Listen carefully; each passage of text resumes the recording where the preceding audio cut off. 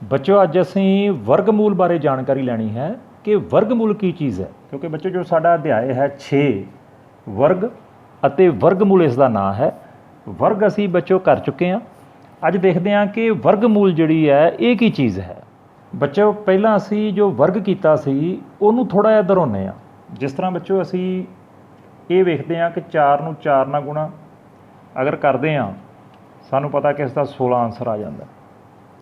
इस तरह बच्चों 7 नूं 7 नाल गुणा करते हैं 49 इसका जवाब आ जाता।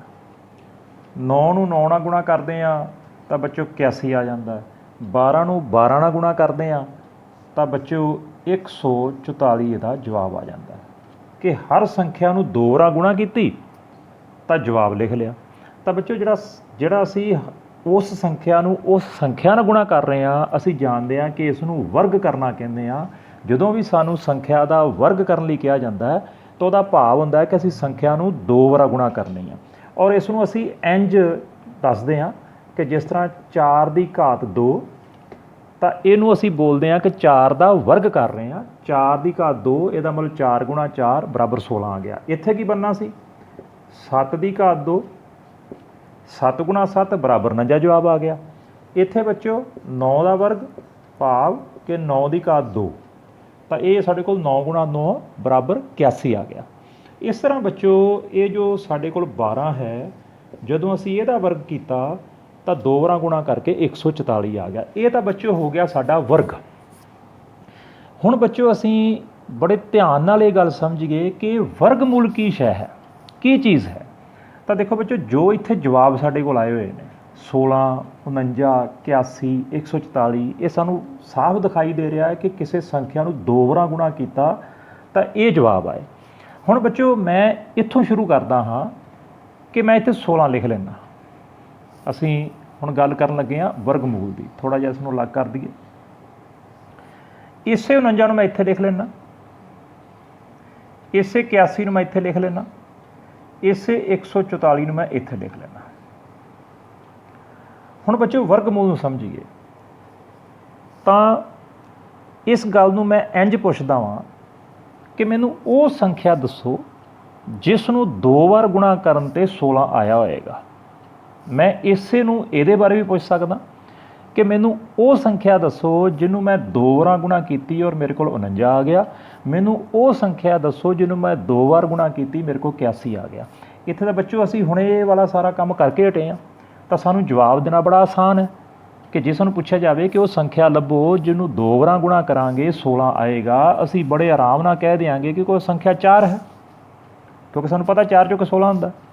इस तरह बच्चों जे मैं ये पूछां कि 49 किहड़ी संख्या नूं 2 वार गुणा करके आई होएगी, मैं इसनूं 2-3 तरीकों नाल क्वेश्चन नूं पुछदा वां कि 49 किस संख्या नूं 2 वार गुणा करके आई होएगी। तो आ बच्चों साडे सामने है कि जदों असीं 7 का वर्ग कीता सी ते साडे कोल 49 आया तो मैं इत्थे बड़े आराम नाल जवाब 7 लिख देवांगा। इस तरह बच्चों सानूं अगर इस तरह पूछा जाए कि वो संख्या दसो जिन्हों 2 वार गुणा करन ते भाव कि संख्या उही होवे उसनूं उहदे नाल गुणा करना है और 81 आ गया होवे तो बच्चों असीं कह देवांगे कि वो संख्या 9 है। इस तरह 144 सानूं पता है कि इहदा 12 असीं जवाब बड़े आराम नाल दे देना। हुण बच्चों मैं तो इस तरह पूछया कि वो संख्या दसो जिसनूं उहदे नाल गुणा करिया 16 आ जाए।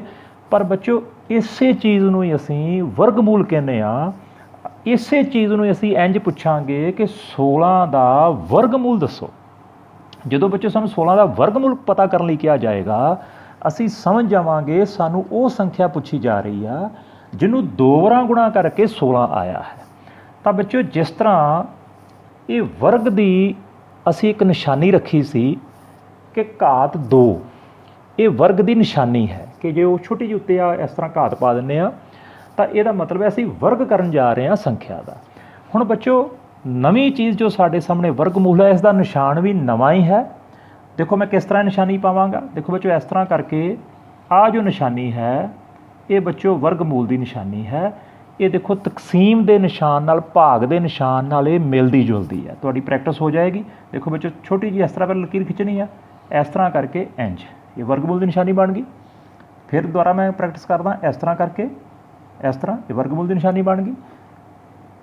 ਇਸ ਤਰ੍ਹਾਂ ਕਰਕੇ ਇਸ ਤਰ੍ਹਾਂ। ਇਹ ਬੱਚੋ ਤੁਸੀਂ ਨੂੰ ਵਾਰ-ਵਾਰ ਇਹਨੂੰ ਨਿਸ਼ਾਨੀ ਨੂੰ ਬਣਾ ਕੇ ਦੇਖਣਾ ਹੈ। ਤਾਂ ਬੱਚੋ ਹੁਣ ਮੈਨੂੰ ਪੜਾਂਗਾ ਕਿਸ ਤਰ੍ਹਾਂ? ਮੈਂ ਪੜਾਂਗਾ 16 ਦਾ ਵਰਗਮੂਲ, 49 ਦਾ ਵਰਗਮੂਲ, 81 ਦਾ ਵਰਗਮੂਲ, 144 ਦਾ ਵਰਗਮੂਲ। ਜਾਂ ਸਾਨੂੰ ਇਸ ਤਰ੍ਹਾਂ ਸਵਾਲ ਆਏਗਾ ਕਿ 49 ਦਾ ਵਰਗਮੂਲ ਪਤਾ ਕਰੋ, ਤਾਂ ਅਸੀਂ ਸਭ ਤੋਂ ਪਹਿਲਾਂ ਉੱਤੇ ਨਿਸ਼ਾਨੀ ਪਾ ਕੇ ਦਿਖਾਵਾਂਗੇ ਕਿ ਸਾਨੂੰ ਵਰਗਮੂਲ ਦੀ ਨਿਸ਼ਾਨੀ ਦਾ ਪਤਾ ਹੈ। ਤਾਂ ਬੱਚੋ ਹੁਣ ਜਦੋਂ ਹੀ ਸਾਨੂੰ ਕਿਸੇ ਸੰਖਿਆ ਦਾ ਵਰਗਮੂਲ ਪਤਾ ਕਰਨ ਲਈ ਕਿਹਾ ਜਾਏਗਾ, ਸਾਨੂੰ ਸਮਝ ਆ ਜਾਏਗੀ ਕਿ ਸਾਨੂੰ ਉਹ ਸੰਖਿਆ ਪੁੱਛੀ ਜਾ ਰਹੀ ਆ ਜਿਹਨੂੰ 2 ਵਾਰਾਂ ਗੁਣਾ ਕਰਨ 'ਤੇ ਇਹ ਸੰਖਿਆ ਬਣੀ ਹੈ। ਤਾਂ ਅਸੀਂ ਇਹਦਾ ਜਵਾਬ ਹੁਣ ਇੰਜ ਲਿਖਾਂਗੇ, 16 ਦਾ ਵਰਗਮੂਲ ਬਰਾਬਰ ਹੈ 4, ਕਿਉਂਕਿ ਸਾਨੂੰ ਪਤਾ ਹੈ ਕਿ 4 ਨੂੰ 2 ਵਾਰਾਂ ਗੁਣਾ ਕਰਨ 'ਤੇ 16 ਆਉਂਦਾ ਹੈ। ਇਸ ਤਰ੍ਹਾਂ ਬੱਚੋ 49 ਦਾ ਵਰਗਮੂਲ ਕਿੰਨਾ ਸਾਡੇ ਕੋਲ ਆ ਗਿਆ? 7। 81 ਦਾ ਵਰਗਮੂਲ ਸਾਡੇ ਕੋਲ ਕਿੰਨਾ ਆ ਗਿਆ? 9। 144 ਦਾ ਵਰਗਮੂਲ ਸਾਡੇ ਕੋਲ ਕਿੰਨਾ ਆ ਗਿਆ? 12। ਤਾਂ ਬੱਚੋ ਇਹਦਾ ਭਾਵ ਇਹ ਹੋਇਆ ਕਿ ਵਰਗ ਤੇ ਵਰਗਮੂਲ ਇੱਕ ਦੂਜੇ ਦੇ ਉਲਟ ਹਨ, ਕਿ ਜੋ ਵਰਗ ਹੈ ਸੰਖਿਆ ਨੂੰ 2 ਵਾਰਾਂ ਗੁਣਾ ਉਹਦੇ ਵਿੱਚ ਕਰੀਦੀ ਹੈ, ਜਦ ਕਿ ਵਰਗਮੂਲ ਵਿੱਚ ਕੀ ਕਰੀਦਾ ਹੈ ਕਿ ਉਹ ਸੰਖਿਆ ਪਤਾ ਕਰਨੀ ਪੈਂਦੀ ਹੈ ਜਿਸ ਨੂੰ 2 ਵਾਰਾਂ ਗੁਣਾ ਕਰਨ 'ਤੇ ਇਹ ਸੰਖਿਆ ਸਾਡੇ ਪਾਸ ਆ ਰਹੀ ਹੈ। ਇਹ ਬੱਚੋ ਅਸੀਂ ਵਰਗਮੂਲ ਬਾਰੇ ਜਾਣਕਾਰੀ ਹਾਸਲ ਕਰ ਲਈ। ਹੋਰ ਵੀ ਅਸੀਂ ਇਸੇ ਤਰ੍ਹਾਂ ਦੀ ਪ੍ਰੈਕਟਿਸ ਕਰ ਸਕਦੇ ਹਾਂ। ਹੋਰ ਕੁਛ ਇੱਕ ਸਵਾਲ ਇਸ ਦੇ ਬਾਰੇ ਵੇਖਦੇ ਹਾਂ। ਤਾਂ ਬੱਚੋ ਇੱਥੇ ਸਾਨੂੰ ਇਹ ਕੁਝ ਸੰਖਿਆਵਾਂ ਦਿੱਤੀਆਂ ਨੇ ਔਰ ਸਾਨੂੰ ਕਿਹਾ ਹੈ ਕਿ ਵਰਗਮੂਲ ਪਤਾ ਕਰੋ। ਤਾਂ ਬੱਚੋ ਹੁਣ ਅਸੀਂ ਵਰਗਮੂਲ ਬਾਰੇ ਜਾਣ ਚੁੱਕੇ ਹਾਂ। ਆਓ ਇਹਨਾਂ ਦਾ ਵਰਗਮੂਲ ਪਤਾ ਕਰਦੇ ਹਾਂ। ਸਭ ਤੋਂ ਪਹਿਲਾਂ ਸੰਖਿਆ 25। ਤਾਂ ਬੱਚੋ ਸਾਨੂੰ ਪਤਾ ਹੈ ਜਦੋਂ 25 ਦਾ ਅਸੀਂ ਵਰਗਮੂਲ ਕਰਨ ਜਾ ਰਹੇ ਹਾਂ, ਇਹਦੇ ਉੱਪਰ ਅਸੀਂ ਸਭ ਤੋਂ ਪਹਿਲਾਂ ਨਿਸ਼ਾਨੀ ਪਾਉਂਦੇ ਹਾਂ। ਮੈਂ ਦੁਬਾਰਾ ਤੁਹਾਨੂੰ ਦੱਸ ਦੇਵਾਂ ਕਿ ਨਿਸ਼ਾਨੀ ਪਾਉਣ ਦਾ ਕੀ ਤਰੀਕਾ ਹੈ। ਇਸ ਤਰ੍ਹਾਂ ਕਰਕੇ ਇੰਚ। ਇਹ ਅਸੀਂ ਵਾਰ-ਵਾਰ ਇਸ ਦੀ ਪ੍ਰੈਕਟਿਸ ਕਰਨੀ ਹੈ। ਫਿਰ ਮੈਂ ਦੱਸ ਦੇਵਾਂ, ਆਹ ਥੋੜ੍ਹੀ ਲਕੀਰ ਛੋਟੀ ਇਸ ਤਰ੍ਹਾਂ। ਇਹ ਬੱਚੋ ਵਰਗਮੂਲ ਦੀ ਨਿਸ਼ਾਨੀ ਹੈ। ਦੂਜੇ ਪਾਸੇ ਅਸੀਂ ਬੰਦ ਨਹੀਂ ਕਰਦੇ, ਇੰਨੀ ਦੀ ਇੰਨੀ ਹੀ ਨਿਸ਼ਾਨੀ ਜੋ ਹੈ ਵਰਗਮੂਲ ਦੀ ਹੈ। ਤਾਂ ਬੱਚੋ ਇਸ ਨੂੰ ਅਸੀਂ ਸਵਾਲ ਨੂੰ ਹੱਲ ਕਰਦੇ ਹਾਂ। ਦੇਖੋ 25 ਦਾ ਵਰਗਮੂਲ। ਤਾਂ ਬੱਚੋ ਅਸੀਂ ਜਾਣ ਚੁੱਕੇ ਹਾਂ ਕਿ 25 ਦੇ ਵਰਗਮੂਲ ਤੋਂ ਭਾਵ ਹੈ ਅਸੀਂ ਉਹ ਸੰਖਿਆ ਲੱਭਾਂਗੇ ਜਿਹਨੂੰ ਉਹਦੇ ਨਾਲ ਹੀ ਗੁਣਾ ਕਰਨ 'ਤੇ 25 ਬਣਿਆ ਹੋਏਗਾ। ਔਰ ਤੁਹਾਨੂੰ ਬੱਚੋ ਯਾਦ ਹੈ ਅਸੀਂ 1 ਤੋਂ ਲੈ ਕੇ 30 ਤੱਕ ਸੰਖਿਆਵਾਂ ਨੂੰ 2-2 ਵਾਰ ਗੁਣਾ ਕਰਕੇ ਵੇਖਿਆ ਔਰ ਤੁਹਾਨੂੰ ਮੈਂ ਇਹ ਗੱਲ ਕਹੀ ਸੀ ਕਿ ਅਸੀਂ ਇਹਨਾਂ ਨੂੰ ਯਾਦ ਵੀ ਕਰਨਾ ਹੈ ਕਿ ਅਗਰ ਦੋਨਾਂ ਸੰਖਿਆਵਾਂ ਨੂੰ ਅਸੀਂ ਗੁਣਾ ਕਰਦੇ ਹਾਂ 11-11 121 12-12 144 13-13 169 ਜਾਂ 20-20 400 25-25 625 ਇਸ ਤਰ੍ਹਾਂ ਕਰਕੇ ਬੱਚੋ ਅਸੀਂ ਸਾਰੀਆਂ ਸੰਖਿਆਵਾਂ ਇਹ ਯਾਦ ਕਰ ਲੈਣੀਆਂ। ਇੱਥੇ ਦੇਖੀਏ ਬੱਚੋ 25 ਦਾ ਵਰਗਮੂਲ। ਹੁਣ ਵੇਖੋ ਅਸੀਂ ਮਨ ਵਿੱਚ ਸੋਚਣਾ ਹੈ, ਇਹ ਸਵਾਲ ਅਸੀਂ ਜ਼ੁਬਾਨੀ ਕਰਨੇ ਹਨ। ਮਨ ਵਿੱਚ ਸੋਚਣਾ ਹੈ ਤਾਂ ਸਾਨੂੰ ਪਤਾ ਲੱਗ ਜਾਏਗਾ ਕਿ 5 ਉਹ ਸੰਖਿਆ ਹੈ ਜਿਹਨੂੰ 2 ਵਾਰ ਗੁਣਾ ਕਰਨ 'ਤੇ 25 ਆਉਂਦਾ ਹੈ। ਤਾਂ ਇਹਦਾ ਮਤਲਬ ਬੱਚੋ 25 ਦਾ ਜੋ ਵਰਗਮੂਲ ਹੈ ਉਹ 5 ਆ ਗਿਆ। ਇਹ ਸਵਾਲ ਅਸੀਂ ਕਰਤਾ। ਹੁਣ ਵਾਰੀ ਹੈ ਅਸੀਂ 100 ਦੀ। ਲਓ ਬੱਚੋ 100 ਲਿਖਿਆ, ਇਹਦੇ 'ਤੇ ਅਸੀਂ ਵਰਗਮੂਲ ਦੀ ਨਿਸ਼ਾਨੀ ਪਾਈ ਬਰਾਬਰ।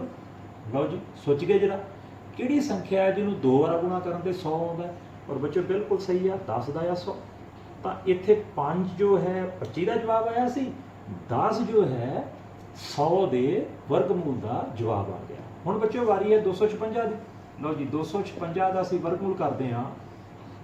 ਤਾਂ ਬੱਚੋ ਜਦੋਂ ਅਸੀਂ ਉਹ ਵਰਗ ਕੀਤੇ ਸੀ ਸਾਨੂੰ ਯਾਦ ਹੈ 16 ਨੂੰ 2 ਵਾਰ ਗੁਣਾ ਕਰਿਆ ਸਾਡੇ ਕੋਲ 256 ਆਉਂਦਾ ਤੇ ਅਸੀਂ 16 ਇਹਦਾ ਜਵਾਬ ਲਿਖ ਦੇਵਾਂਗੇ। ਔਰ ਅਸੀਂ ਆਪਦਾ ਜਵਾਬ ਚੈੱਕ ਵੀ ਕਰ ਸਕਦੇ ਹਾਂ। 16 ਨੂੰ ਅਗਰ ਦੁਬਾਰਾ 16 ਨਾਲ ਗੁਣਾ ਕਰਾਂਗੇ ਤੇ ਬਿਲਕੁਲ ਸਾਡਾ 256 ਹੀ ਆਨਸਰ ਆਏਗਾ। ਇਹ ਬੱਚੋ ਅਸੀਂ ਜ਼ੁਬਾਨੀ ਇਹ ਵਾਲੀਆਂ ਚੀਜ਼ਾਂ ਯਾਦ ਕਰਨੀਆਂ ਨੇ। ਅੱਗੇ ਬੱਚੋ ਅਸੀਂ ਹੋਰ ਵੀ ਇਹਦੀਆਂ ਵਿਧੀਆਂ ਸਿੱਖਾਂਗੇ ਵੀ ਇਹਨੂੰ ਵਰਗਮੂਲ ਨੂੰ ਪਤਾ ਕਰਨ ਦੀਆਂ ਜ਼ੁਬਾਨੀ ਤੋਂ ਬਿਨਾਂ ਕੋਈ ਹੋਰ ਵਿਧੀਆਂ ਵੀ ਹਨ। ਤਾਂ ਬੇਟਾ ਅੱਗੇ ਜਿੰਨੀਆਂ ਵਿਧੀਆਂ ਹਨ ਉਹ ਵੀ ਸਿੱਖਾਂਗੇ। ਹੁਣ ਬੱਚੋ 400 ਦੀ ਵਾਰੀ ਹੈ। ਤਾਂ 400 ਤਾਂ ਬੱਚੋ ਇਸ ਤਰ੍ਹਾਂ ਵਰਗਮੂਲ ਪਾਇਆ। ਤਾਂ ਬੱਚੋ ਜਦੋਂ ਅਸੀਂ ਇਹਨੂੰ ਯਾਦ ਕਰਾਂਗੇ ਸੋਚਾਂਗੇ ਮਨ ਦੇ ਵਿੱਚ ਕਿ ਜਦੋਂ ਅਸੀਂ ਵਰਗ ਕੀਤਾ ਸੀ ਕਿਸੇ ਸੰਖਿਆ ਨੂੰ 2 ਵਾਰ ਗੁਣਾ ਕਰਿਆ 400 ਜ਼ਰੂਰ ਆਇਆ ਸੀ। ਤਾਂ ਬੱਚੋ ਉਹਦਾ ਜਵਾਬ ਹੈ 20, ਕਿਉਂਕਿ 20 ਨੂੰ ਅਸੀਂ 2 ਵਾਰ ਗੁਣਾ ਕਰਾਂਗੇ ਤੇ ਸਾਡੇ ਕੋਲ 400 ਆ ਜਾਏਗਾ। ਇਹ 625 ਬੇਟਾ ਮੈਂ ਤੁਹਾਡੇ ਵਾਸਤੇ ਛੱਡ ਦਿੱਤਾ, ਤੁਸੀਂ ਅਸੀਂ ਪ੍ਰੈਕਟਿਸ ਕਰਨੀ ਹੈ।